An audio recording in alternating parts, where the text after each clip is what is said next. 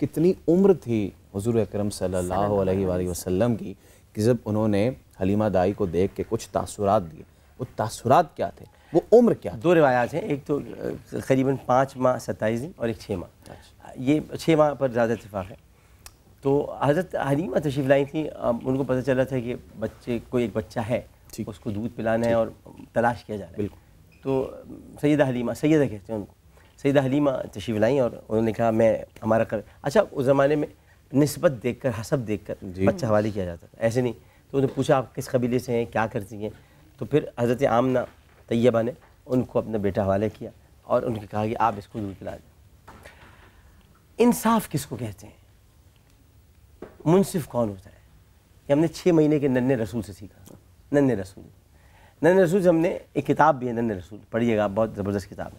ننھے رسول سے ہم نے سیکھا 6 ماہ کی عمر میں انصاف کس کو کہتے ہیں.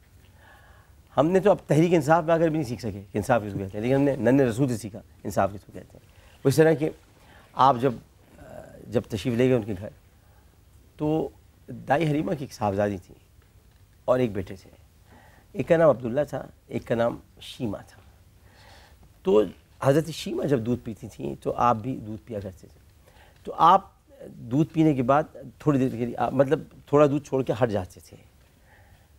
تو دائی حلیمہ بہت پریشان ہوتی تھی کہ بچہ دودھ کیوں نہیں پیتا پورا، کیونکہ 2 بچے اور تھے، انہوں نے بھی دودھ پینا تھا. تو رسول اللہ دودھ چھوڑ دیتے تھے ان کے لیے کہ وہ بچے دونوں دودھ پی رہے ہیں. اور تو یہاں سے انصاف کا پتہ چلتا ہے کہ آپ نے دینا سکھایا، دنیا کو دینا سکھایا.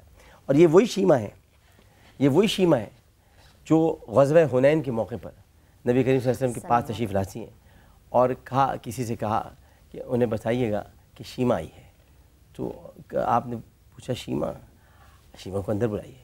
جیسی شیمہ آئیں آپ نے اپنی چادر مبارک بچھا دی. اور بہن بیٹھو اس پر، کیا بات ہے؟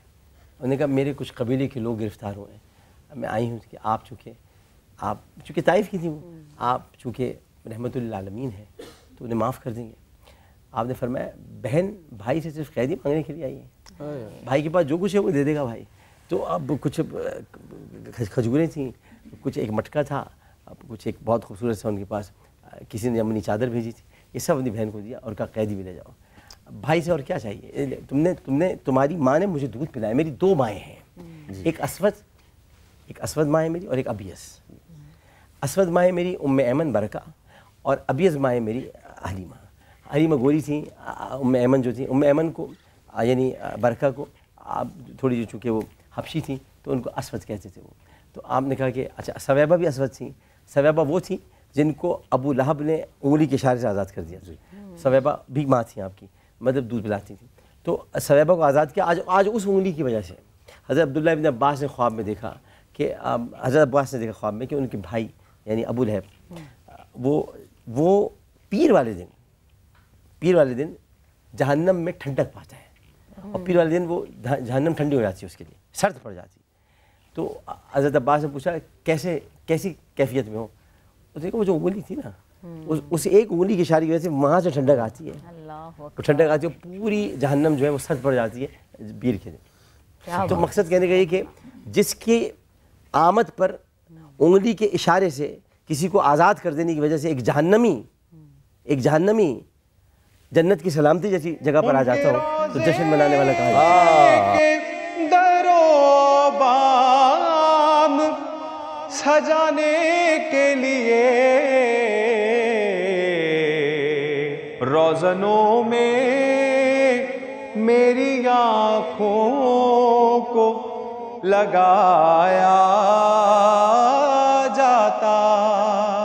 مجھے عشق ہے تو خدا سے ہے، مجھے عشق ہے تو رسول سے، میرے منہ سے آئے مہک صدا، میرے منہ سے آئے مہک صدا.